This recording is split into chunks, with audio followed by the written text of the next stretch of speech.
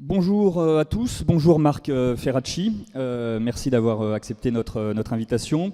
Député et vice-président du groupe Renaissance à l'Assemblée nationale, vous faites partie des élus représentant les Français établis hors de France. Vous êtes aussi, je le précise, économiste parce que nous allons notamment parler des questions d'emploi, de travail, d'assurance chômage, de finances publiques. Encore un mot pour vous rappeler que notre rencontre est retransmise sur le portail vidéo internet de l'Assemblée nationale en direct, qu'un live tweet est assuré sur le compte de l'AJP par notre ami Stanislas Noyer. Et tout de suite, je laisse la parole à Tam Tranui de Public Sénat qui anime la rencontre aujourd'hui avec moi. Merci Ludovic, bonjour Marc Ferracci. Première question. Je pousse le bouton vers le haut. Ça marche mieux? Oui. Merci Ludovic, bonjour Marc Ferracci. Nous sommes au lendemain du 1er mai. On a vu les responsables syndicaux hier dénoncer la prochaine réforme de l'assurance chômage.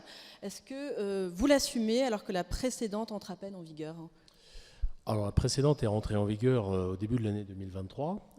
C'est ce qui introduisait un principe qu'on appelle le principe de contracyclicité, c'est-à-dire faire varier les durées d'indemnisation chômage en fonction de la situation du marché du travail. Je pense qu'on l'assume, oui. Pourquoi? Parce que la situation du marché du travail se caractérise par de très fortes tensions de recrutement. Ces tensions, elles n'ont pas disparu, loin de là.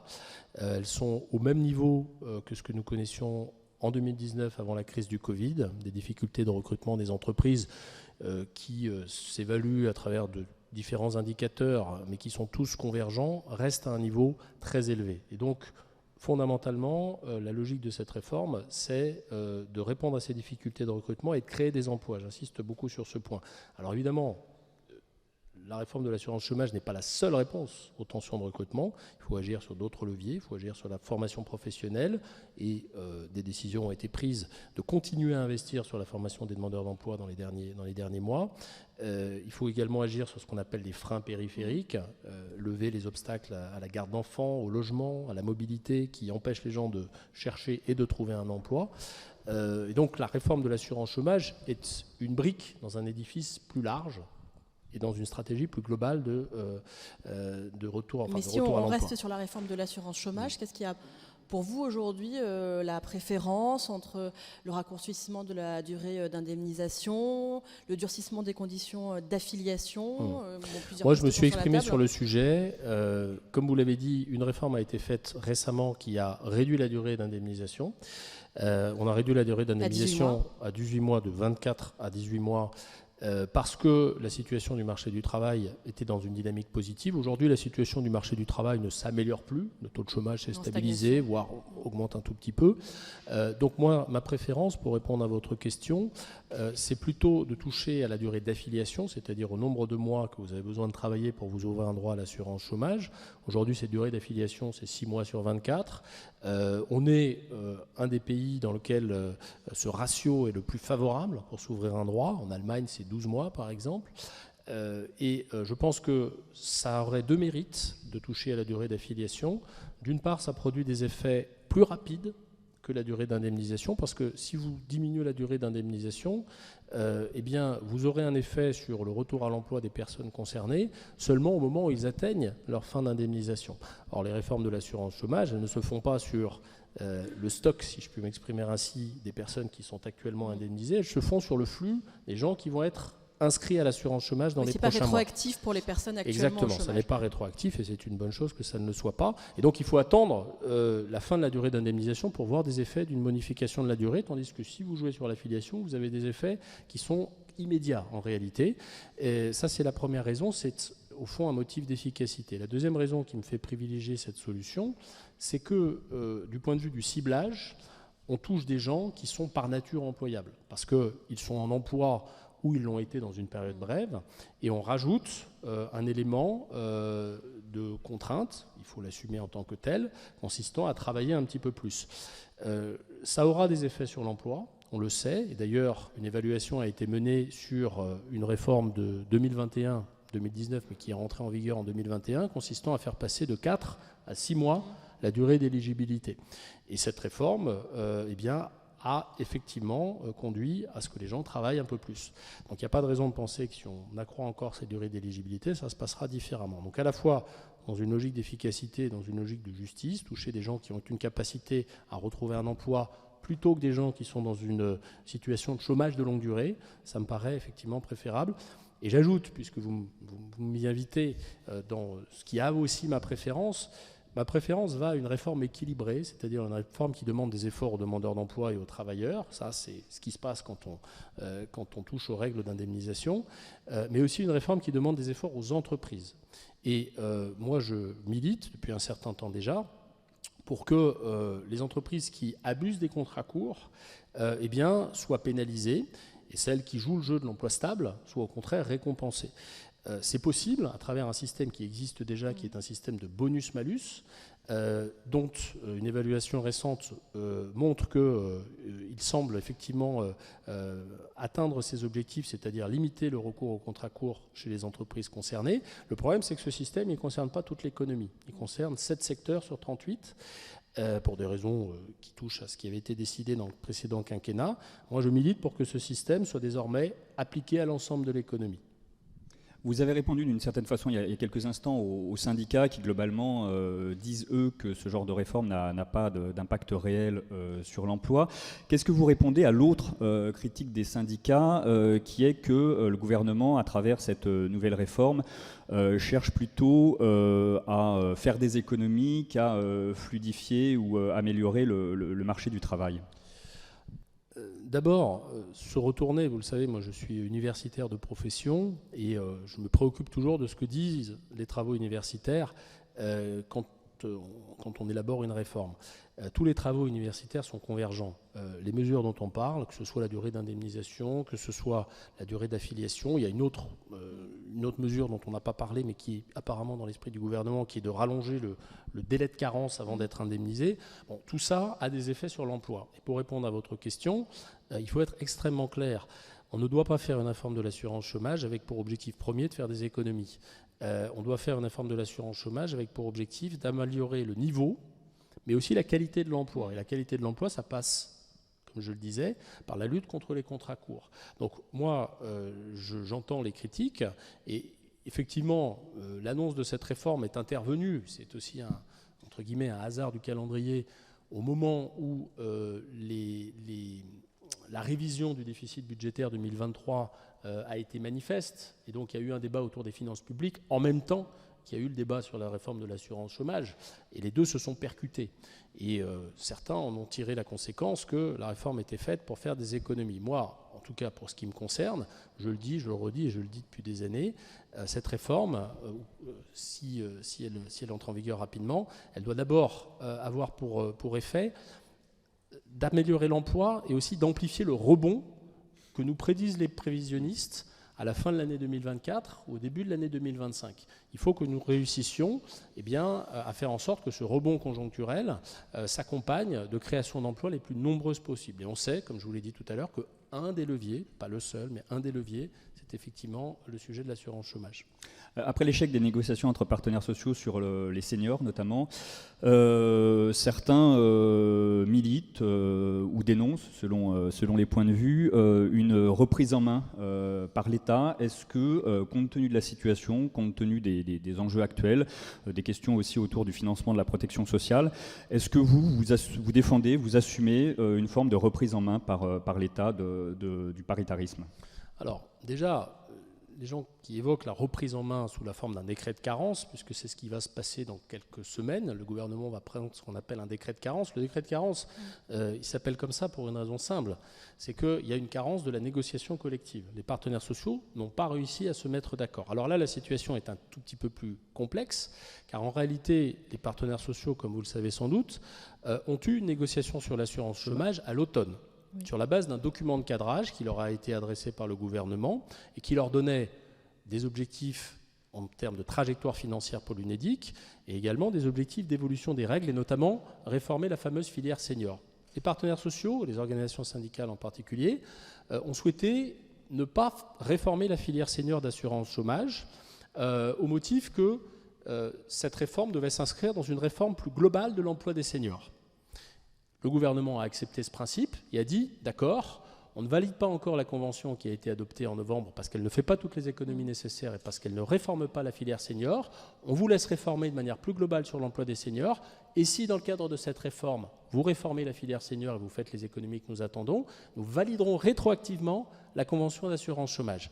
Le problème, vous le savez, c'est que la négociation, elle n'a pas été conclusive. Les partenaires sociaux n'ont pas réussi à se mettre d'accord. C'est la raison pour laquelle le gouvernement prend un décret de carence. Maintenant, vous m'interrogez sur une question un peu plus large et plus prospective. Est-ce que j'assume une forme de reprise en main ? Moi, je me suis exprimé sur le sujet depuis bien des années déjà. Je pense qu'il nous faut non pas une reprise en main sous la forme d'une étatisation qui exclurait purement et simplement les partenaires sociaux de la discussion autour des règles de l'assurance chômage, mais il nous faut un nouvel équilibre entre trois acteurs que sont l'État, les partenaires sociaux et le Parlement. Parce que nous sommes ici à l'Assemblée nationale et j'ai beaucoup de collègues qui, lorsque j'ai été rapporteur en 2022 de la loi sur l'assurance chômage, m'ont interpellé en disant « c'est anormal que la représentation nationale n'ait pas son mot à dire sur les règles de l'assurance chômage ». Et moi, je partage tout à fait ce point de vue. Il y a un sujet de responsabilité politique derrière ce nouvel équilibre que nous devons collectivement rechercher. Pourquoi il y a de la responsabilité politique ? Les règles de l'assurance chômage, c'est ce que je vous disais tout à l'heure, elles ont des effets sur le marché du travail. Elles ont des effets sur le niveau de l'emploi, le niveau du retour à l'emploi, la qualité de l'emploi à travers les contrats courts. À la fin, c'est le gouvernement et la majorité en place qui assument politiquement la situation du marché du travail. Il est assez anormal que ces acteurs-là n'aient pas plus de levier pour agir sur les règles. Ça ne veut pas dire exclure les partenaires sociaux. Je pense qu'il y a beaucoup d'options, de variantes d'une nouvelle gouvernance de l'assurance chômage, mais il faut effectivement réfléchir à cette nouvelle gouvernance. Bonjour, donc Marie-Claude Demandre, vous êtes donc très favorable à la réforme des retraites, d'allongement de la durée du travail et par ailleurs opposé aux rentes de situation. Comment vivez-vous en fait les annonces, les accords plus exactement de la SNCF et les contrôleurs aériens ? Avec surprise. J'ai été surpris de la signature de ces accords et pour être complètement franc, je n'ai pas eu le temps, parce que j'ai d'autres projets, d'autres sujets sur lesquels je travaille, de rentrer dans le détail précis et de voir l'articulation des règles qui ont été édictées dans le cadre de ces négociations avec la réforme de l'assurance chômage et de voir concrètement les conséquences que ça a. Mais j'ai effectivement, sur le principe, été surpris. Voilà. Je ne vais pas aller plus loin parce que j'ai besoin d'approfondir un petit peu le sujet. Mais il est évident que c'est une réforme qui a été difficile à mener, dont moi, je considérais par ailleurs qu'elle aurait dû être plus ambitieuse en se calant sur le mandat politique de l'élection présidentielle, c'est-à-dire 65 ans pour l'âge légal de départ. J'étais par ailleurs favorable, ça n'est pas quelque chose de secret, j'étais par ailleurs favorable à ce que, du point de vue de la méthode, on aille assez vite pour faire cette réforme. Je constate que la réforme n'est pas tout à fait celle qui a été présentée à la présidentielle. Je constate également que les perspectives du système de retraite montrent qu'il y a des questions de financement qui vont revenir d'une manière ou d'une autre sur la table dans les prochaines années. Je suis moi-même membre du Conseil d'orientation des retraites, nous en discutons assez régulièrement.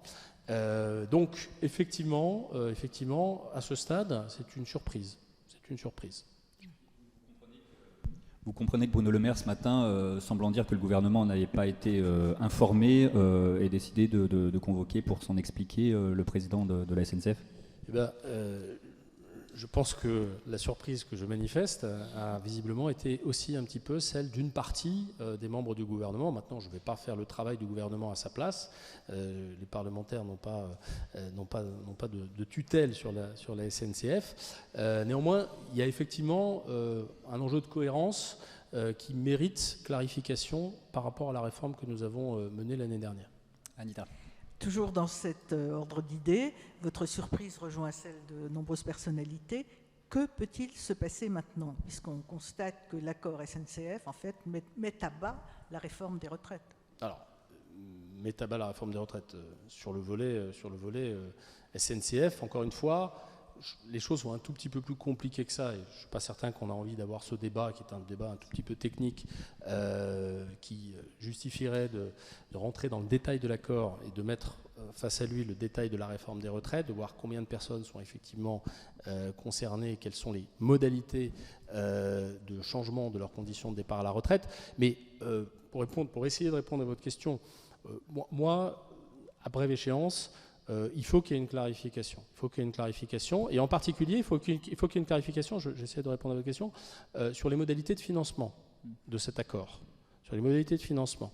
On le sait, la réforme des retraites avait plusieurs objectifs. Il y a un objectif que j'ai beaucoup martelé, qui était de créer des emplois et d'accroître le taux d'emploi. Mais vous aviez aussi un objectif qui était de consolider l'équilibre financier de nos systèmes de retraite. Et à partir du moment où une partie du régime de la SNCF fait l'objet d'une subvention de l'État, eh bien, il faut se poser la question des modalités de financement de cet accord. Donc moi, je souhaite qu'on ait un débat sur cette question-là. Revenir sur un accord, c'est évidemment très compliqué, parce qu'une fois qu'il a été signé, les acteurs qui l'ont signé sont enclins à se dire que c'est acquis. En revanche, la question de comment on finance, et donc la question du modèle économique de la SNCF elle-même, je pense qu'elle mériterait d'être mise en débat. Dans l'ordre des mains qui sont levées, Jean-Michel et François. Oui, bonjour, Jean-Michel Lamy, nouvel économiste. Élections européennes. Bon, beaucoup de listes considèrent que le trilogue, Commission, Conseil, Parlement européen, étouffe la souveraineté de la France. Alors vous, en tant que député, est-ce que vous êtes étouffé par le Parlement européen? Comment ça se passe, votre travail, au plan économique surtout, entre les institutions? Non, je ne me sens pas étouffé. Je ne me sens pas étouffé parce que, vous le savez, lorsque nous sommes saisis de projets de transposition de directives européennes, les règlements européens sont d'application directe, mais les directives ont besoin d'être transposées dans notre droit national, et ça donne parfois lieu à des mesures législatives, parfois réglementaires, parfois législatives, parfois les deux. Eh bien, lorsque nous sommes saisis de transposition de ces textes-là, d'abord, bien, nous recevons des textes qui ont été débattus au Parlement européen par des gens qui ont une légitimité et qui, pour certains, surtout dans la configuration actuelle du Parlement européen, correspondent à notre sensibilité politique. Je veux rappeler que le groupe Renew au Parlement européen a un rôle pivot dans la dernière législature européenne et qu'un certain nombre de textes qui ont été adoptés au Parlement européen correspondent très précisément aux engagements politiques qui ont été pris par le président et par la majorité présidentielle. Je peux vous en citer quelques-uns. Il y a eu la taxe carbone aux frontières, il y a eu le pacte asile-immigration, il y a un certain nombre de textes à portée sociale. Je pense en particulier à la directive sur le travail détaché, qui a instauré ce principe de à travail égal, salaire égal. Donc l'enjeu, pour éviter le risque que vous évoquez, qui n'est pas que théorique, mais que je ne ressens pas moi à ce stade, l'enjeu c'est d'abord d'être influent au Parlement européen. Et c'est donc que les élections européennes donnent beaucoup de voix et de sièges aux partis les plus progressistes, ceux qui ont porté les idées que nous avons portées. Ensuite, il y a de la marge, il y a toujours de la marge dans un projet de loi de transposition. Et ce sur quoi moi je veux attirer l'attention, c'est que notre préoccupation de députés ou de parlementaires français, elle doit être de ne pas surtransposer. Et en particulier de ne pas surtransposer les textes européens qui comportent un certain nombre de normes qui ont toute leur légitimité d'un point de vue politique et philosophique, mais dont on peut percevoir, je donne l'exemple des normes agricoles par exemple, qu'elles font peser sur les acteurs des contraintes qui sont souvent lourdes. Parlons en clair des pesticides. Par exemple, mais il y a beaucoup. Je pourrais vous donner un autre exemple, dont j'ai débattu d'ailleurs en salle Colbert il y a quelques jours dans le cadre d'un colloque, la directive CSRD sur le reporting social et environnemental des entreprises. Bien, nous sommes les premiers à transposer cette directive, les premiers, mais les seuls aussi à ce stade, même si les 26 autres vont probablement le faire. Et moi, en tant que parlementaire, je suis interpellé par un certain nombre d'entreprises, d'organisations patronales, qui me disent les contraintes et la complexité induite par cette directive sont importantes, donc n'allons pas trop loin dans la transposition ou la surtransposition. Donc notre vigilance dans le contexte actuel, dans le contexte où beaucoup d'acteurs, que ce soit les citoyens, que ce soit les entreprises, que ce soit les associations, manifestent une exaspération vis-à-vis de la complexité administrative et de la complexité normative. Notre rôle, c'est d'éviter cette surtransposition et je pense que ça va nous occuper dans les prochaines semaines. Tam, et juste après François. Oui, une autre question sur les élections européennes. Ce soir, il y a le débat sur BFM de Valérie Hayé contre Jordan Bardella. On sait que c'est un sujet de grande préoccupation aujourd'hui pour le gouvernement. On voit les sondages qui sont difficiles, même si, bien sûr, un sondage ne dit qu'une intention de vote à l'instant T et parce qu'il y aura lieu le 9 juin. Mais est-ce que vous considérez qu'il y a péril en la demeure aujourd'hui dans cette course aux européennes ? Non, il n'y a jamais de péril associé à un vote. À un moment, un vote, c'est l'expression démocratique de ce que souhaitent les citoyens à un moment donné sur un sujet donné. Moi, ce qui me préoccupe, c'est d'abord de parler d'Europe. Parce que ce que je constate, c'est que dans cette élection, on parle au fond assez peu d'Europe. Et un des responsables, c'est évidemment Jordan Bardella, qui, quand il s'exprime, ce qui n'est pas très fréquent, je suis content qu'il s'exprime ce soir parce qu'il a esquivé 3 ou 4 débats déjà, avec des arguments qui sont d'ailleurs, pour les journalistes parlementaires que vous êtes, je trouve assez désinvoltes et assez irrespectueux, puisqu'il a évoqué, pour justifier sa non-présence au débat de Public Sénat, je crois, le fait qu'il n'allait pas débattre sur TV Coquelicot. Bon, je pense qu'il y a un moment, il y a un peu de respect à avoir vis-à-vis des institutions. Mais fondamentalement, ce que j'espère, et mon sujet de préoccupation, c'est qu'on parle d'Europe, et ce faisant, qu'on soit en capacité de débusquer les incohérences, les mensonges, les insuffisances et les incompétences de Jordan Bardella et du Rassemblement national. Moi, j'ai eu l'occasion de me pencher sur certains sujets très concrets, sur le discours du Rassemblement national sur l'agriculture, sur le discours du Rassemblement national sur l'interruption volontaire de grossesse, sur le discours du Rassemblement national sur le marché européen de l'énergie. Sur tous ces sujets, eh bien, il y a soit des prises de position qui sont parfaitement incohérentes, soit des prises de position qui manifestent quelque chose qu'il faut également débusquer, c'est un projet de sortie de l'Union européenne. À un moment ou à un autre, quand vous dites, à propos du pacte asile et migration, qu'il faut faire un référendum afin que le droit français prime en matière migratoire sur le droit européen. C'est dans le programme de Marine Le Pen, sur le sujet européen. Ça signifie quoi ? Ça signifie que vous sortez des traités européens. Ça signifie que la notion même de droit européen n'a plus aucune valeur. Ça signifie concrètement que vous sortez de l'Europe.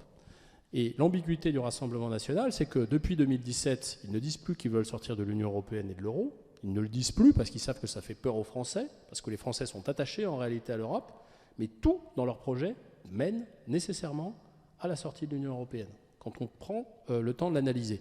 Donc, moi, ma préoccupation sur les européennes et sur le débat de ce soir, c'est effectivement qu'on parle de fond et qu'on parle de toutes ces incohérences. Ce sont des arguments très rationnels, mais comme vous le dites, pour l'instant, on ne parle pas d'Europe dans cette campagne. Et donc, ça fait que le Rassemblement national est au-delà de 30%. Mais il ne m'a pas échappé que ce scrutin, plus que les autres d'ailleurs probablement, est un scrutin... j'ai envie de dire un peu défouloir, un scrutin dans lequel les gens ne mesurent pas forcément les conséquences concrètes de leur vote sur leur vie quotidienne, parce que effectivement, on vote pour des représentants qui sont à Bruxelles ou à Strasbourg, et les sujets européens sont par nature des sujets compliqués, y compris pour nous autres parlementaires. Et donc, il y a cette tentation d'exprimer à travers son bulletin aux élections européennes, une colère, une frustration, un ressentiment vis-à-vis de ce qu'on vit, vis-à-vis de ce que l'on pense du gouvernement et de la majorité présidentielle. Et c'est évidemment là-dessus que surfent les oppositions, et en particulier l'extrême droite. Voilà, on va pas changer cet état de fait. On a un enjeu de mobilisation de ceux qui croient en l'Europe et qui peuvent être tentés de ne pas aller voter pour tout un tas de raisons, de ceux qui croient en une Europe qui protège et qui affirme une forme de puissance. Et je me réfère, ce faisant, au discours du président de la République d'il y a quelques jours, qui a tracé une voie dont je pense qu'elle est la voie dont nous avons besoin aujourd'hui, dans un environnement géopolitique qui devient beaucoup plus incertain, beaucoup plus dangereux, sur les enjeux commerciaux, sur les enjeux industriels, sur les enjeux militaires, sur les enjeux de souveraineté au sens large. Eh bien, il n'y a pas de réponse qui soit une réponse purement nationale, on le sait, et c'est ça l'enjeu des élections européennes. François. Oui, François Gervais, Horizon Politique. On ne parle pas beaucoup de l'Europe, mais on parle beaucoup des JO. Est-ce qu'il n'y a pas un piège pour le gouvernement de voir certaines catégories, je parle à la SNCF, RATP, maintenant les éboueurs, à faire des revendications avec des risques de grève. Est-ce que vous ne pensez pas qu'il faudrait, comme le proposent, je crois, les sénateurs du LR, limiter le droit de grève dans des conditions un peu particulières, enfin, pour le... Proposition du groupe UC, Union centriste. Précision de table. Alors, c'est un débat qui remonte, qui ne se formalise pas uniquement au moment des JO, qui remonte à loin quand on parle des grands événements, mais aussi quand on parle des vacances, tout simplement. Bon. Et évidemment que le contexte JO joue sur la mobilisation sociale et sur les revendications d'un certain nombre d'acteurs. Ça n'a échappé à personne. Moi, je le regrette, je le dis vraiment avec un peu d'amertume, parce que dans ce contexte où nous allons donner à voir ce que la France peut faire à la face du monde entier, eh bien un peu de responsabilité serait de bonne loi de la part de ces acteurs. Vous savez, on en parlera peut-être un peu après, mais nous avons un modèle social et économique qui, beaucoup plus que celui des autres pays, se caractérise par un très grand corporatisme. Ce n'est pas un hasard si nous avons 42 régimes de retraite. Ce n'est pas un hasard si nous avons des niches fiscales sectorielles qui bénéficient à certains acteurs et pas à d'autres. Nous avons ce corporatisme qui est, pour des raisons un peu historiques, ancré dans notre modèle social. Et ce qui se manifeste à l'occasion des JO et à l'approche des JO, eh bien, ce sont des revendications corporatistes. Il faut arriver à apporter des réponses profondes. Est-ce que les réponses, pour répondre à votre question, passent par une restriction du droit de grève? Je ne le pense pas. Moi, je ne le pense pas. Je suis attaché au droit de grève. Et les mesures d'exception en matière de grève sont toujours difficiles à assumer parce qu'elles portent parfois sur des acteurs qui ont une raison légitime de faire grève. Et donc, ça ne veut pas dire que j'ai une réponse, mais je pense qu'il faut, et c'est un peu le débat que nous avions à propos de l'accord sur les retraites à la SNCF, il faut que nous ayons une vision globale des sujets, une stratégie visant à rendre notre modèle un peu moins corporatiste. Moi, j'ai fait des propositions en ce sens dans les dernières semaines, dans les derniers mois. Je travaille sur un certain nombre de mesures législatives pour déverrouiller l'accès à un certain nombre de professions, parce que c'est aussi comme ça bien qu'on limite les rentes de situation de certaines professions. Et donc, je pense que c'est là-dessus qu'il faut agir. Sur le droit de grève, je suis plus réservé. Vous évoquez là à l'instant la loi Macron 2, donc en fait, à quelle profession vous pensez en particulier? Sur quoi travaillez-vous en ce moment? Il n'y a pas que des professions. Je pense que ce dont nous avons besoin, c'est de mesures qui ont des effets sur l'emploi, qui permettent de déverrouiller l'activité et la création d'emplois, potentiellement des effets sur les prix, parce qu'on le sait bien, nos concitoyens ont un problème de pouvoir d'achat auquel nous ne savons plus répondre, si tant est que ça a été une bonne réponse, en signant des chèques. Les finances publiques ne le permettent pas. Donc il faut répondre au problème du pouvoir d'achat en agissant de manière intelligente sur les prix.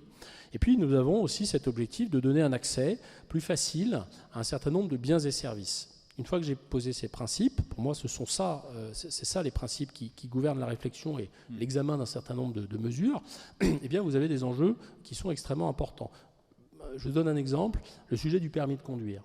Le sujet du permis de conduire, c'est un sujet auquel des réponses ont été apportées ces dernières années sur le volet du financement. Vous savez que c'est plus facile de financer son permis de conduire que ça ne l'était il y a quelques années. Vous pouvez utiliser votre compte personnel de formation. Il y a des dispositifs pour les publics en difficulté, il y a des dispositifs pour les apprentis. Sauf que tout ça ne sert pas à grand-chose s'il n'y a pas suffisamment de place pour passer le permis. Et moi, quand je vais sur le terrain, et je vais sur le terrain quasiment chaque semaine, à la rencontre d'associations qui travaillent sur le sujet de l'inclusion professionnelle, sur le sujet de l'emploi, à visiter des agences France Travail, on me parle systématiquement de cette difficulté à passer le permis, avec des offres d'emploi à côté desquelles on passe, avec des offres d'apprentissage ou des contrats d'apprentissage qu'on ne peut pas assumer parce que le CFA est à 20 bornes et qu'on n'a pas le permis. Moi, je milite pour qu'on ouvre et on déverrouille l'examen du permis de conduire, en permettant de faire passer cet examen par des acteurs accrédités, assermentés, qui respectent évidemment tous les critères de la sécurité routière, mais qui élargissent les possibilités de passer le permis. Aujourd'hui, vous avez une personne sur deux qui loupe le permis la première fois, et les délais de passage quand vous devez repasser le permis, varie suivant les départements de 1 mois à 1 an, et avec une moyenne qui est très élevée. Donc à un moment ou à un autre, si on veut créer des emplois et donner la possibilité aux gens, je parlais des freins périphériques tout à l'heure, ça en fait partie, eh bien il faut déverrouiller ça. Ça suppose évidemment de déverrouiller cet examen, ça suscite un certain nombre de réactions. Bon, ça c'est un exemple. D'autres exemples ont été portés dans le débat public, et notamment par Gabriel Attal lors de sa déclaration de politique générale. Il a évoqué par exemple les syndics de copropriété, qui sont un secteur difficile, c'est un métier difficile, le métier de syndic, mais autour duquel se manifeste une certaine insatisfaction de nos concitoyens. Et quand on regarde un petit peu le détail, on se rend compte que c'est assez difficile de changer de syndic, que le fonctionnement des syndics pourrait très largement être amélioré, et la qualité du service rendu également, avec potentiellement des impacts sur le pouvoir d'achat, ou des impacts sur la qualité. Ça, c'est un autre exemple. Il y a d'autres exemples qui, moi, me tiennent à cœur. Je vais m'arrêter là, parce que sinon, je vais tout dérouler et tout ça. On a aujourd'hui, dans notre pays, des jeunes qui sont en rupture de banc avec l'école. Des jeunes qui ont quitté l'école sans diplôme et qui ont parfois développé un rapport traumatique à l'école. Pour accéder à un certain nombre de professions artisanales, vous le savez, il faut un diplôme ou un titre professionnel. Pour être coiffeur, pour être fleuriste, pour être boulanger, il faut un CAP ou un CQP, un certificat de qualification professionnelle. Moi, j'ai rencontré des jeunes dans des écoles de la deuxième chance. J'en ai visité une il y a quelques mois à Creil, dans l'Oise, qui ne veulent plus retourner à l'école, qui ne veulent plus se mettre dans une logique d'apprentissage face à un prof, pour un certain nombre de raisons, et notamment parce qu'ils ont été traumatisés, parfois harcelés.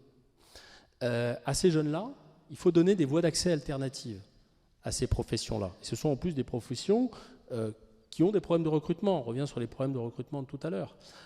Donc l'idée, ça n'est évidemment pas de remettre en question le diplôme et sa valeur, mais pour certains publics, qui sont les publics les plus en difficulté et qui ne peuvent pas aisément revenir dans un parcours de nature scolaire, inventer ce que moi j'appelle la VAE des décrocheurs. C'est-à-dire un petit peu d'expérience auprès d'un professionnel, et pas des années et des années d'expérience, doit permettre d'accéder à la profession, d'accéder au titre, évidemment dans des conditions qui préservent la valeur du diplôme. Voilà, c'est la philosophie, ce sont quelques exemples pour vous dire que je suis, depuis que j'ai pris position sur ce sujet-là, saisi d'un certain nombre de demandes d'acteurs qui veulent pénétrer dans certaines activités, qui ne le peuvent pas parce qu'il y a des freins réglementaires, il y a des freins législatifs, et il faut dans le dialogue, qu'on regarde ce qui permet d'atteindre les objectifs que j'évoquais au début, l'emploi, le pouvoir d'achat et l'accessibilité. L'horizon législatif, c'est quoi? C'est l'automne prochain C'est ce que je comprends. Je pense, je milite pour qu'il y ait un projet de loi sur ce sujet, et je comprends que le gouvernement y songe. Et vu le calendrier, de toute façon, ça ne sera pas avant le deuxième semestre. Stanislas. Il y a actuellement un débat assez poussé sur la question des finances publiques. Et je crois que vous aviez évoqué un temps l'idée qu'un certain nombre d'aides, au lieu d'être attribuées aux entreprises de manière définitive, qu'on passe au contraire au principe qu'elles soient provisoires, qu'elles soient ensuite évaluées pour voir si elles valent d'être reconduites. Est-ce que vous avez là-dessus une concrétisation, un projet que vous allez porter bientôt? Alors, je n'ai pas encore un projet, mais merci d'abord d'évoquer ce sujet et ces propositions. J'ai fait une tribune en début de semaine dans un quotidien du soir sur le sujet, et une interview dans un journal du dimanche, un des deux.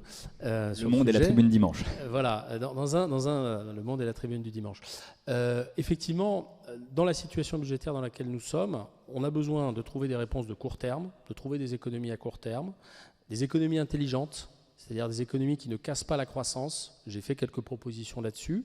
J'ai fait des propositions sur la base de dépenses dont je pense que l'efficacité n'est pas avérée, parce qu'un certain nombre d'évaluations montrent qu'elle n'est pas avérée. Ça, c'est pour le court terme. Mais à moyen terme, c'est ce que vous évoquez, je milite pour systématiser ce principe d'évaluation d'un certain nombre de dépenses, pas seulement les aides aux entreprises. Pas seulement les aides aux entreprises. Je pense que toutes les dépenses d'intervention économique et sociale, que ce soit les aides au logement, que ce soit certaines prestations sociales, que ce soit les aides sectorielles, les niches fiscales, tout ça doit être passé au tamis d'une évaluation. Et effectivement, ce que je propose, c'est un principe qui existe dans d'autres pays, qu'on appelle en anglais les sunset clauses, ou clauses d'extinction. C'est le principe selon lequel certaines dépenses, ou certaines niches fiscales, c'est-à-dire certaines dépenses fiscales, sont par nature provisoires. La loi de finances ou la loi de financement de la sécurité sociale les a sorties d'un calendrier qui est fixé dans la loi. On les a sortis d'indicateurs qui correspondent aux objectifs politiques qui sont poursuivis par le gouvernement. Est-ce qu'on veut créer des emplois? Est-ce qu'on veut réduire la pauvreté? Est-ce qu'on veut favoriser la performance, la réussite des élèves? Ça permettrait d'évaluer par exemple le dédoublement des classes. On précise le calendrier, on précise les indicateurs, et au terme de ce calendrier, les dispositifs disparaissent si l'évaluation qui a été menée dans le calendrier prévu ne montre pas leur efficacité. Alors, quand je dis disparaissent, je veux préciser qu'à la fin, il y a toujours une décision politique qui doit être prise. Mais c'est beaucoup plus difficile, quand on a fixé ça dans la loi, de pérenniser un dispositif qui n'a pas fait la preuve de son efficacité, qui ne fonctionne pas. C'est beaucoup plus difficile dans le cadre des clauses d'extinction. Pour le dire autrement, il s'agit de renverser la charge de la preuve. Aujourd'hui, pour supprimer une dépense inefficace, il faut faire la preuve que ça ne marche pas. Et c'est très difficile, c'est harassant. Moi, j'ai fait un rapport avec mon collègue Jérôme Guedj l'année dernière sur les exonérations de charges patronales. Dans ce rapport, nous avons montré qu'un certain nombre d'exonérations, notamment les exonérations sur les hauts salaires, ne produisaient pas d'effet en termes de création d'emplois, ne produisaient pas d'effet sur la compétitivité des entreprises. Et nous avons proposé de supprimer certaines de ces dépenses. Ça s'est concrétisé avec un amendement au PLFSS que j'ai porté qui gèle les seuils d'exonération et qui donc progressivement va limiter les exonérations sur les hauts salaires. Mais c'est un travail ardu pour supprimer quelque chose qui ne marche pas. Et sunset clause, c'est inverser la logique. Les gens qui veulent préserver ce type de dépenses devront se munir d'évaluations pour montrer que ça marche. Et je peux vous garantir que c'est beaucoup plus compliqué. Il s'agit de démontrer que ça marche pour pérenniser une mesure plutôt que de démontrer que ça ne marche pas pour la supprimer. Nicolas. Oui, je voulais savoir comment l'économiste que vous êtes considère les agences de notation qui ont eu leur part de responsabilité dans certaines crises. Est-ce qu'à votre avis, ils ont tiré les leçons des erreurs qu'ils ont pu commettre? Et ensuite, au fond, dans quel état d'esprit êtes-vous avant le prochain verdict de Standard et Pauvres, à 8 jours des européennes? On ne fait pas sa politique, on ne mène pas une politique économique, sociale, budgétaire en fonction des agences de notation. C'est précisément ce que j'ai répondu quand on m'a interrogé sur le verdict de Moody's et Fitch, qui n'ont pas dégradé la note française. Et c'est ce que je dirais, quelle que soit la décision de Standard & Poor's à la fin mai. Les agences de notation sont un indicateur utile. Parce qu'il faut des points de vue indépendants sur nos finances publiques et sur la soutenabilité de notre dette. J'insiste sur cette notion de soutenabilité, parce qu'on dit beaucoup de choses, et parfois de choses erronées sur la situation de nos finances publiques. La principale information que je retire du débat budgétaire qui a eu lieu ces dernières semaines, et que je retire de la situation économique dans le contexte de ce débat budgétaire, c'est que la France continue de pouvoir emprunter. C'est ça le sujet. Et ça n'est que ça le sujet. Que la situation sous la forme d'une note soit dégradée par une agence de notation, peut ne pas emporter de conséquences si on continue à pouvoir emprunter dans des conditions similaires. Et pour répondre à votre question sur le jugement que je porte, je pense que la plupart des décisions des agences de notation sont en réalité déjà dans les spreads, c'est-à-dire dans les écarts de taux entre la France et les principaux partenaires. Pourquoi ? Parce que les marchés financiers, vous savez, sont composés de gens relativement compétents, experts, qui ont accès à la même information que celle dont disposent des agences de notation et qui, dans leur choix d'arbitrage, de nous prêter, de ne pas nous prêter, de nous prêter à certaines conditions ou pas, ont des comportements assez rationnels. Donc en réalité, les agences de notation sont un complément d'information, mais de mon point de vue, ça n'est absolument pas décisif et surtout, ça ne doit pas être la matrice pour mener une politique. Est-ce qu'il faut plus prêter attention à l'avis du Haut Conseil des finances publiques, qui est plus que dubitatif sur notre capacité à atteindre 3% de déficit en 2027 aujourd'hui ?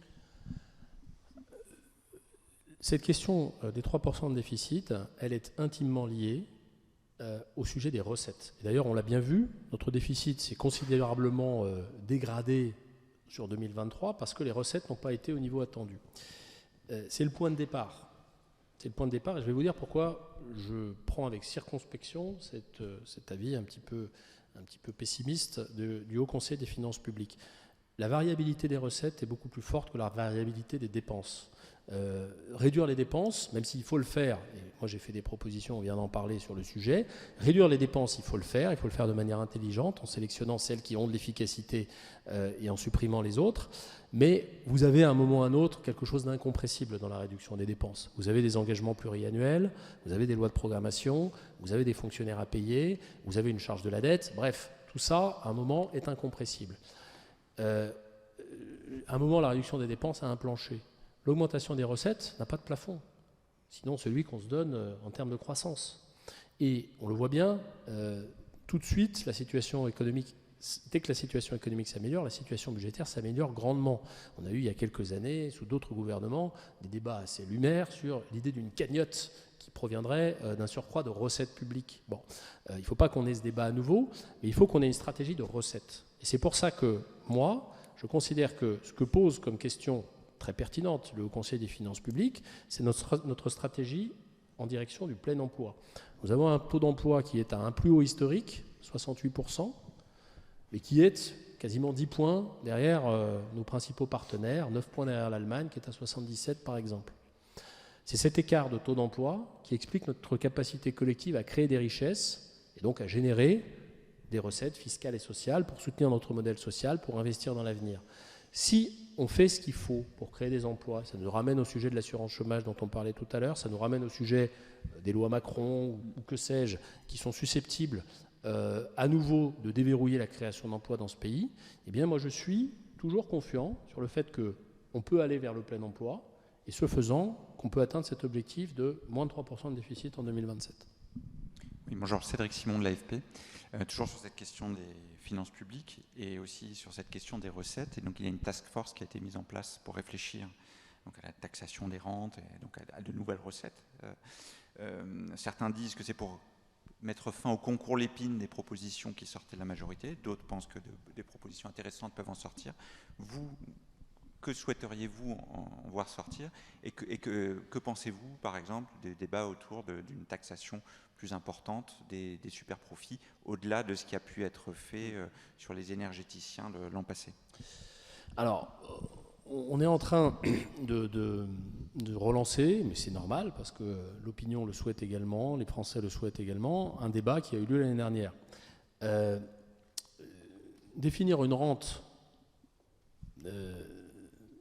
dans le langage littéraire, c'est plus facile que de la définir d'un point de vue économique, et ça encore on sait le faire, mais surtout d'un point de vue juridique. Parce qu'à un moment, si vous voulez taxer, il faut mettre ça dans des textes budgétaires, et il faut définir précisément ce que c'est que la rente. On voit bien intuitivement qu'il y a des profits réalisés par certains acteurs économiques qui ne résultent pas de leurs propres décisions. Pour moi, c'est ça, au fond, la ligne de frontière qu'on devrait arriver à tracer.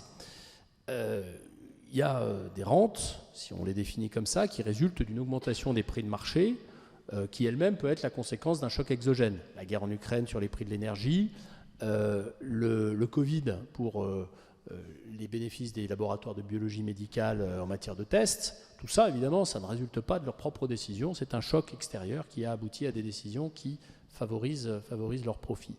Ça me semble légitime de demander une contribution. Et je ne veux pas parler de taxation, parce que la taxation suppose quelque chose de pérenne. Or, cette notion même de choc que j'évoque a une dimension provisoire. C'est pour ça qu'il est préférable de parler de contribution exceptionnelle plutôt que de taxation. Il ne saurait y avoir de taxation pérenne de quelque chose de provisoire. Bon. Maintenant, sur les super profits, ce débat, on l'a eu aussi l'année dernière. Définir les super profits, c'est s'interroger sur l'origine des profits. Et on revient sur le même débat. Il y a des entreprises qui font des profits parce qu'elles ont été plus innovantes que leurs concurrentes, parce qu'elles ont changé leur organisation du travail pour la rendre plus productive, parce qu'elles se sont positionnées sur un segment de marché qui est plus porteur. Et de ce fait, elles font des profits. Est-ce qu'il faut pénaliser ces profits-là? Est-ce qu'il faut les taxer plus? Moi, je dis non. Et donc, les définitions qui ont été apportées d'un point de vue législatif à cette notion de super profit, l'année dernière, moi, je ne m'y retrouvais pas. L'idée de définir le super profit comme un profit qui est supérieur à ce qu'a connu l'entreprise durant les 3 dernières années, supérieur de 20, 30%, que sais-je, à ce qu'a connu l'entreprise durant les dernières années, ça ne correspond pas à la vie des entreprises, parce que vous avez des entreprises qui vont investir pendant un certain temps et qui vont tirer les bénéfices de leur investissement de manière très significative à un moment.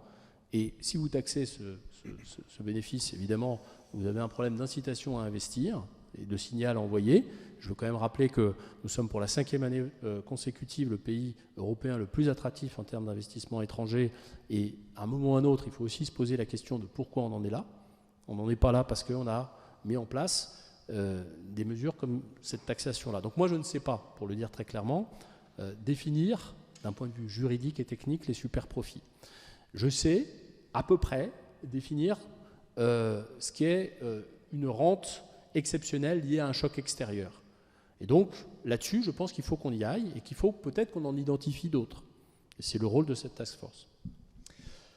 Il y a quelques semaines, Bercy, pour rester sur la question des finances publiques, a un peu dramatisé le discours autour de la dette, des déficits, etc., pour expliquer qu'il fallait prendre des décisions sérieuses et courageuses.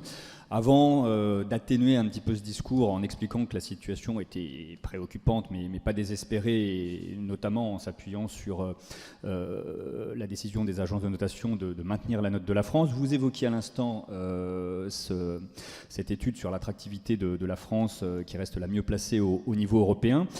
Comment est-ce que vous voyez les choses sur ce débat-là, qui est un peu anxiogène pour les Français? Est-ce que vous voyez le verre plutôt à moitié plein, plutôt à moitié vide? Et est-ce que vous diriez à ce sujet, vous reprendriez l'adage, quand je me regarde, je m'inquiète, quand je me compare, je me rassure? Alors, sur les finances publiques, je ne vais pas dire quand je me compare, je me rassure, parce que nous ne sommes pas non, mais sur le lien entre devant de la finances classe publiques européenne et en matière de situation finances économique. publiques. Non, je vais vous redire ce que j'ai dit tout à l'heure. Le sujet, c'est est-ce que notre dette est soutenable? C'est-à-dire, est-ce que les richesses que nous allons créer dans les prochaines années nous permettront de la rembourser, de rembourser les intérêts de notre dette? La réponse, aujourd'hui, est oui. Est-ce que la situation peut se dégrader? C'est toujours possible. Vous savez, si une nouvelle pandémie nous tombe sur la tête, on est moins armé aujourd'hui du point de vue de nos finances publiques qu'on ne l'était il y a quelques années, tout simplement parce que notre dette s'est creusée. Bon. Néanmoins, je pense que c'est le critère. Donc, moi, je dis qu'il ne faut pas dramatiser. Néanmoins, il faut considérer la situation comme ce qu'elle est, c'est-à-dire une situation sérieuse à laquelle il faut apporter des réponses. Et c'est la raison pour laquelle il faut continuer à transformer le pays pour créer des emplois. Je ne reviens pas sur tout ce que j'ai dit depuis tout à l'heure. Qu'il faut avoir une approche ambitieuse de réduction des dépenses publiques, mais qui ne soit pas basée sur la logique du rabot. Parce que la logique du rabot, ça exclut cette sélectivité dans le choix des dépenses dans lesquelles on cherche à couper. Accessoirement, je vous parle comme quelqu'un qui a été de l'autre côté de la barrière, c'est-à-dire conseiller ministériel ou primo-ministériel. Quand vous coupez dans 40 postes budgétaires de manière un peu incrémentale avec une logique de rabot, vous créez 40 problèmes politiques simultanés. Donc je préconise aussi de s'attaquer à des dépenses clairement inefficaces qui bénéficient forcément à certains acteurs, mais auxquels on peut faire de la pédagogie et essayer de les emmener vers d'autres sujets. Je vous donne un exemple pour illustrer ça. Quand j'ai proposé de réduire les exonérations de charges sur les hauts salaires, les entreprises ont dit, et en particulier les entreprises industrielles dont les salaires sont plus élevés et qui étaient plus concernées par ces exonérations, ont dit vous allez nuire à la compétitivité. Ce n'est pas ce que disent les évaluations, mais quand bien même ce serait le cas, moi, j'ai dit je veux soutenir la compétitivité de nos entreprises, mais avec de bons leviers et en investissement correctement l'argent des Français. Pour ça, il vaut mieux baisser les impôts de production que faire des exonérations sur les hauts salaires. C'est plus efficace et tout le démontre. Donc, le sujet, c'est ça. Donc, voilà, je vais pas... ne dramatisons pas, mais ayons quand même conscience que si on veut retrouver des marges de manœuvre et une forme de souveraineté, on parle beaucoup de souveraineté alimentaire, de souveraineté industrielle, de souveraineté militaire. Moi, j'ajouterais la notion de souveraineté financière. Vous avez une première ministre britannique qui est restée 42 jours, je crois, en place, parce qu'elle est arrivée avec un programme qui prévoyait des dépenses publiques et des baisses d'impôts. Les marchés financiers lui ont dit pop, ça ne va pas se passer comme ça. On augmente les taux parce qu'on ne croit plus en la soutenabilité de votre dette. Et au bout de 42 jours, elle était sortie de Downing Street. 42, je ne sais pas, c'est à vérifier. À peu près. En tout cas, elle n'est pas restée très longtemps, Liz Truss. On voit bien que ce sujet, ça devient un sujet politique si on y prend garde. Et donc, il faut aussi qu'on s'assure d'une forme de souveraineté vis-à-vis des marchés financiers. Oui, je reviens quelques minutes en arrière autour de la tribune que vous avez publiée dans Le Monde en début de semaine. À propos de cette clause d'extinction, vous dites qu'il y a des oppositions au niveau des ministères. Qu'est-ce qui s'oppose à cela aujourd'hui ? Sur ce que j'évoque dans cette tribune, parce que je fais 3 propositions dans cette tribune. Les clauses d'extinction, la nécessité, si on commence à évaluer beaucoup de choses, d'avoir une force de frappe. Et pour ça, je recommande de placer France Stratégie sous la tutelle du Parlement. Et enfin, parce que pour faire des évaluations, on a besoin de donner un accès beaucoup plus large aux chercheurs, aux données des administrations. Et c'est sur ce point-là que j'ai pu constater, notamment dans le cadre du PJL sur la sécurité et la régulation de l'environnement numérique, j'ai déposé un amendement à ce PJL pour contraindre, évidemment dans un cadre extrêmement sécurisé, les administrations à mettre leurs données à la disposition des chercheurs à des fins d'évaluation. Et il y a eu des réticences, objectivement, de ministères que je ne citerai pas, des réticences, parfois avec de bons arguments, parfois avec des arguments qui ne se justifiaient pas, ou en tout cas qui avaient peu de valeur, je trouve. Donc c'est là-dessus que j'ai insisté. C'est vraiment là-dessus que j'ai insisté. Après, sur les sunset clauses, vous pouvez aussi avoir des réticences de certaines administrations, mais qui sont liées à d'autres sujets. Les sunset clauses, au fond, c'est donner à un regard extérieur qui est celui de l'évaluation, qui doit être mené par des chercheurs indépendants, une capacité à influer sur la décision politique. C'est ça, hein, la sunset clause. Ça ne veut pas dire que les chercheurs décident. À la fin, comme je disais tout à l'heure, et je le répète, il y a toujours une décision politique. Mais il est évident que les administrations, dans leur pouvoir un peu discrétionnaire parfois, d'affectation des ressources publiques à certains postes de dépenses, peuvent se voir un petit peu rogné par la démarche des sunset clauses. C'est possible. Je pense par le dialogue, par le débat, on peut y parvenir. J'ajoute en terminant que ce sujet des clauses d'extinction n'est pas un sujet nouveau. Je l'évoquais dans un ouvrage que j'ai commis il y a déjà 13 ans. 15 ans. Alors non, celui-là c'était sur l'apprentissage, mais j'en avais fait un autre sur les évaluations avec Étienne Vasmer qui va nous rendre un beau rapport sur le coût du travail bientôt, qui s'appelait État moderne, État efficace, aux éditions Odile Jacob. Je suis désolé, je fais un peu de retape. Mais on parlait déjà des sunset clauses. Et la Cour des comptes, dans son rapport de l'été 2023, en parle aussi. Donc c'est pas une idée nouvelle. Jean-Michel. J'ai sous les yeux le titre d'un livre aux éditions Les liens qui libèrent. Pourquoi sommes-nous si mal représentés ? Bon, l'auteur milite pour la citoyenneté active, les conventions citoyennes, donc l'exécutif s'occupe de ça. Vu de l'Assemblée nationale, comment vous voyez ça ? Et est-ce que, comme certains de vos collègues le disent, la proportionnelle est une solution ? Alors, je suis obligé de répondre à votre question par une autre question, parce que pourquoi sommes-nous si mal représentés ? Ça peut poser la question est-ce que les représentants du peuple sont représentatifs d'un point de vue sociologique, démographique de la société française ? Ça peut aussi vouloir dire pourquoi est-ce que nous sommes représentés par des gens aussi incompétents ? C'est peut-être ça, hein, la question derrière, pourquoi sommes-nous si mal représentés ? Donc je ne sais pas ce qu'il y a derrière cette question. Mais puisque vous parlez de la proportionnelle, j'imagine que c'est plutôt la première option. Je pense. Et là, je ne sais pas de quel livre vous parlez, je ne sais pas, donc c'est pas facile de répondre à votre question. Là. Votre avis sur la proportionnelle ? Ah, sur la proportionnelle. Écoutez, il y a un engagement du président de la République sur ce sujet. Je ne botte pas en touche en disant ça. Tout ce qu'on a mis dans nos programmes présidentiels ces dernières années, on l'a fait, ou en tout cas on a essayé de le faire. La proportionnelle, on n'a pas réussi pour des raisons que vous connaissez, parce que c'était attelé à une réforme institutionnelle dont le Sénat n'a pas voulu dans le cadre du premier quinquennat. Donc je suis favorable à ce qu'on mette en œuvre cet engagement présidentiel. Ensuite, il y a les modalités. Sur les modalités, au fond, il y a deux grandes options polaires. Il y a une option dans laquelle on redécoupe les circonscriptions législatives et on laisse une partie des sièges à la proportionnelle, mais on crée moins de sièges de circonscription. Et puis il y a l'option qui est aujourd'hui sur la table, qui a fait l'objet d'une proposition, consistant à dire que dans les départements qui comportent un grand nombre de circonscriptions et de députés, il y aurait une élection à la proportionnelle, tandis que dans les plus petits départements, il n'y en aurait pas.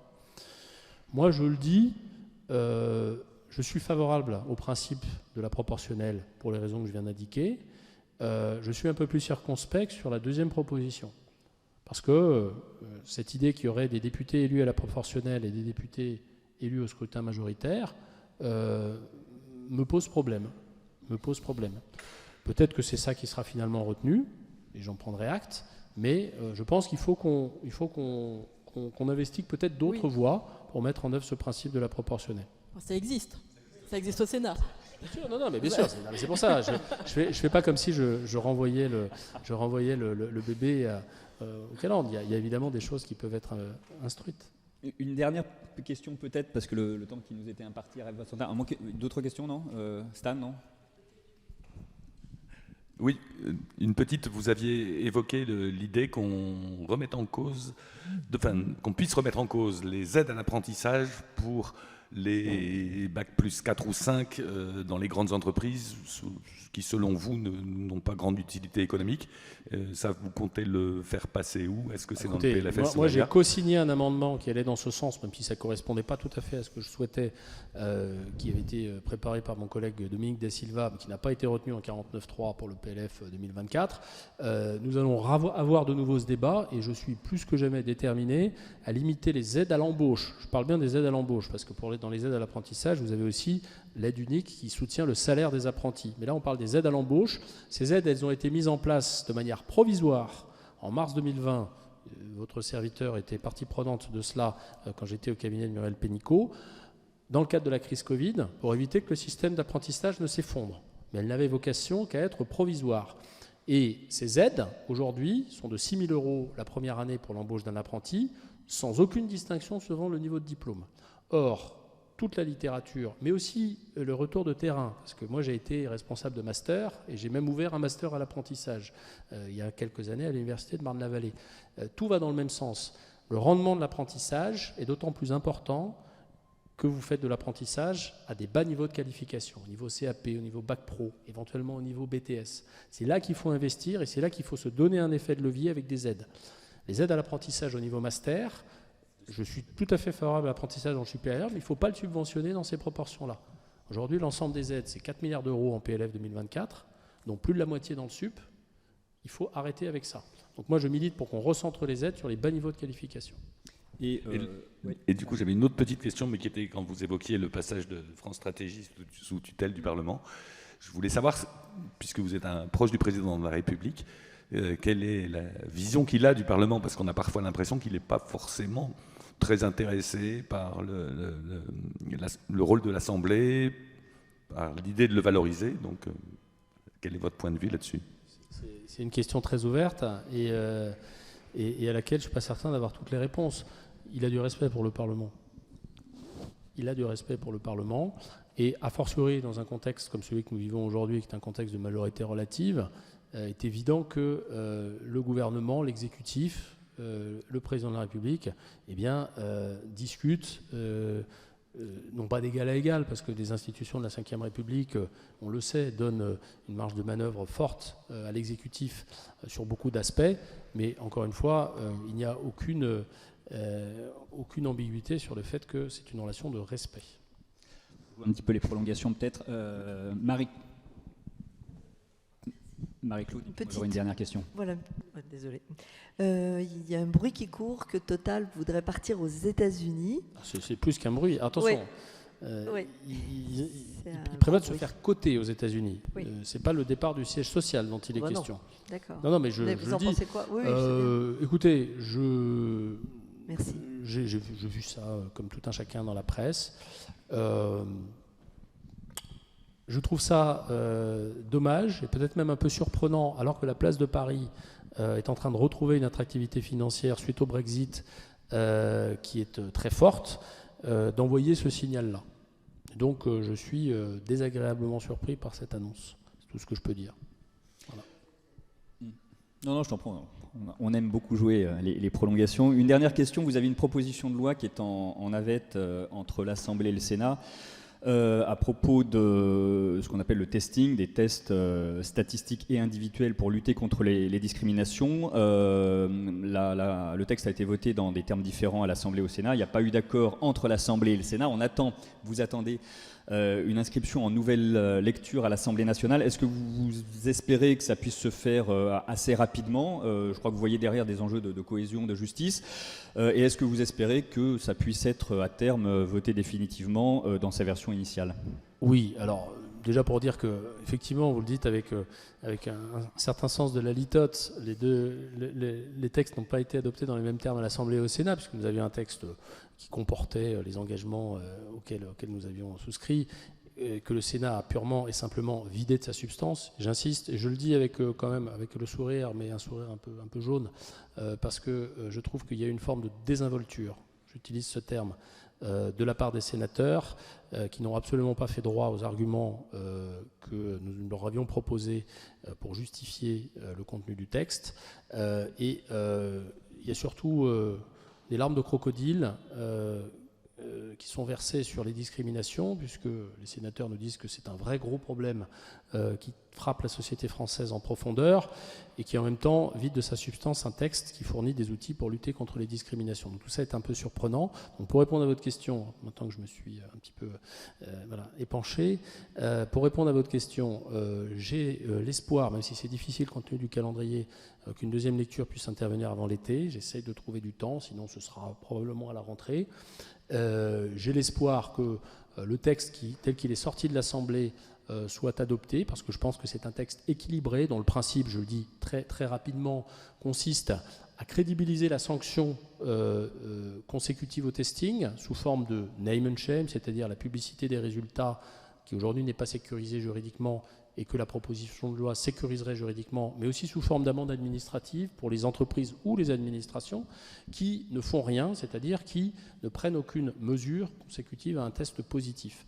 Donc l'idée, c'est d'une part de crédibiliser la menace d'une sanction, mais c'est aussi d'accompagner les acteurs, parce que c'est ce qui nous a manqué dans les dernières années. On a fait du name and shame, en 2019 en particulier, sur les grosses entreprises, sans avoir dialogué en amont avec elles sur la méthodologie du testing et sans avoir dialogué en aval avec elles sur les mesures à prendre. Et ça, je pense que ça n'est pas la bonne manière de faire reculer les discriminations, de faire changer les pratiques, notamment les pratiques de recrutement, même si la proposition de loi ne s'applique pas simplement à l'embauche, ça s'applique au logement, aux prêts bancaires, à tout ce que vous voulez. L'idée, c'est de crédibiliser la sanction tout en accompagnant les acteurs et en particulier en leur laissant un petit peu de temps pour s'adapter. J'espère que c'est ce texte qui sortira à la fin. On suivra ça. Merci Marc Ferracci d'avoir accepté notre invitation et bon après-midi à tous. Merci beaucoup.